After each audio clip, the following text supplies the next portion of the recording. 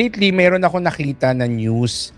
Sabi doon sa news, the 20-year-old lottery winner rejects 1 million Canadian dollars in cash for 1,000 Canadian dollars a week for life. So, instead na kunin niya yung 1 million dollars, sabi niya, bigyan niyo na lang ako ng 1 million per week for the rest of my life. And mix yung reactions ng mga tao. Sinasabi nila na mas maganda na kinuha na lang sana niya yung 1 million tas ininvest niya. Mas malaki yung kikitain niya. Some people say na by getting yung 1 million a week, hindi siya madudumog ng mga kamag-anak na hihingi ng balato. Mas magkakaroon siya ng control sa paggastos niya kasi pag nakuha niya kagad yung buong 1 million, baka prone to spending unnecessarily yun eh. Pwede siya mag-impulse buy, baka mamaya in less than a year, ubos na kagad yung 1 million. So at least with 1 million a week daw, disciplined and controlled yung spending niya. And in a way, ano siya, set na siya for life na meron siyang quote-unquote pension na $1,000 a week, which is, of course, kapag lumagpas siya ng 1,000 weeks na buhay, so pag nabuhay siya ng more than 20 years, ay more than 1 million na yung matatanggap niya. But of course, dun sa mga nagsasabi na better to receive yung 1 million upfront, pwede mong protektahan yung winnings mo against inflation because yung $1,000 a week, 20 years from now, ang laki na ng effect ng inflation doon and it won't be able to buy as much as you can today. So, ang daming argument. Sabi pa nila na yes, oo, yung $1,000 20 years from now, maliit na lang yung value niya, mababa na lang yung purchasing power. Pero, yung mga $1,000 na marireceive mo ngayon, pwede naman niyang i-invest, no? So, again, may nagsasabi na, kung i-invest mo na rin lang pala yung $1,000 a week, sana, kinuha mo na lang yung 1 million at yun yung in-invest mo. So, marami siyang arguments and it made me think, what if i-simulate nga natin yung cash flow. Ayan. So ako na naman ito na naku-curious kaya gusto mag-check, no, kung ano ba yung better decision. And based dun sa initial na computation ko, I am leaning towards getting the 1 million upfront. So what do I mean by this? So buksan natin yung aking favorite na Excel. Yan. Nagawa ko na yung computation kanina. I'll just share. So, this is the lump sum. So, kasi sa Canada siya, chinek ko kung ano ba yung average na inflation rate sa Canada. I think mga 2% per annum, year on year. But, feeling ko nga medyo mababa. So, gawin natin 3% a year. Tapos, yung average na investment doon, 8%.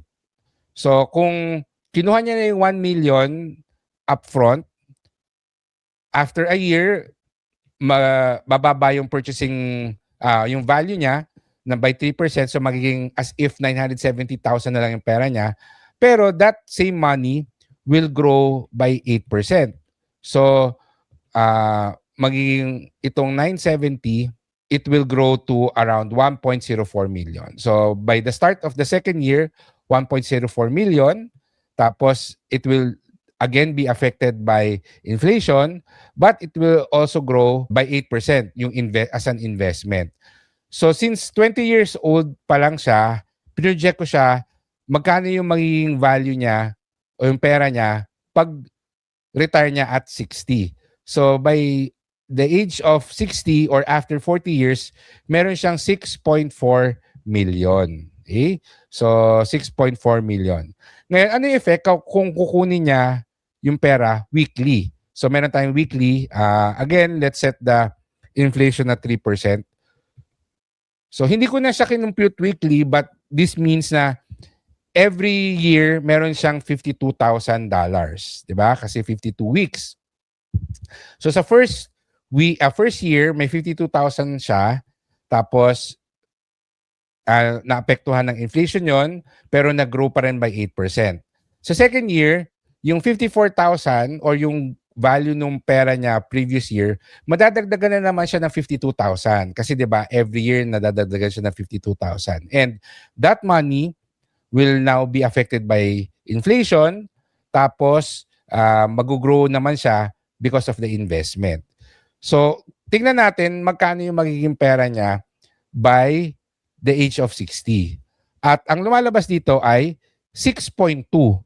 So if you compare that dun sa kanina na 6.4 versus 6.2, mukhang mas maganda nga na lump sum yung kinuha niya.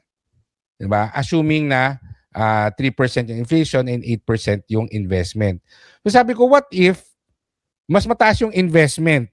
No, sabi natin 10% yung naging growth ng investment. Magbabago ba ang result? Ayan. So gawin natin 10% yung investment. And makikita nyo na mas malaki yung difference. Ito, 10.2 million. Si lump sum, 13 million. So, kung mas maganda yung naging performance ng market, the more na mas maganda na kinuha niya yung lump sum. So, that's the effect sa investment. What if mataas ngayon yung inflation? So, kung 5% yung inflation, ano yung magiging end result niya? So, tinaas natin yung inflation. Dun sa lump sum, 5.8. Tapos, dun sa weekly, 5.8 din. So, almost the same. Di ba? Halos pareho. Meaning, ang isang factor na magtitilt nung advantage towards the weekly is the inflation rate. Kasi kung sobrang taas ang inflation rate, sabi natin na 7% ang inflation rate. Kung naging 7%, which is, I think, hindi mangyayari kasi central banks try to keep it between 2 to 3%.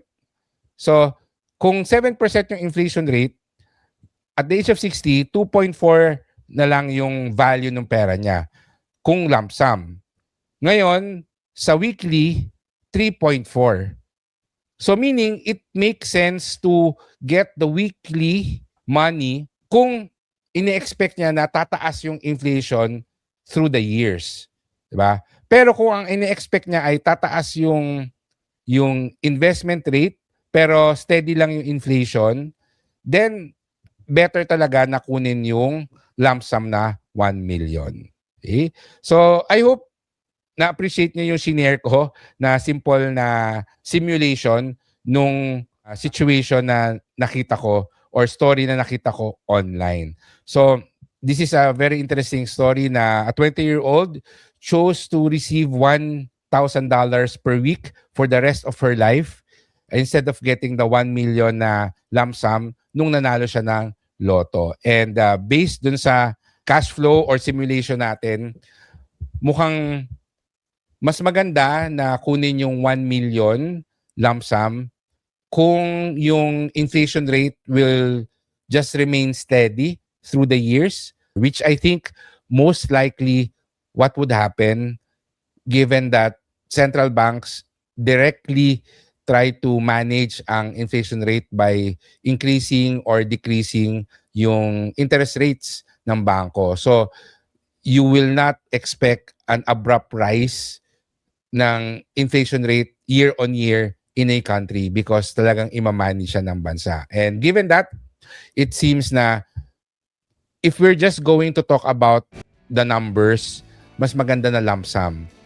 However, I do understand that personal finance is personal, and if you're someone na maraming kamag-anak na alam mo hihingi ng balato, or ikaw mismo, you're still trying to learn good habits, ayaw mo mag-impulse purchase, magastos ka pag marami kang pera, then it makes sense na kinuha niya yung $1,000 per week for life.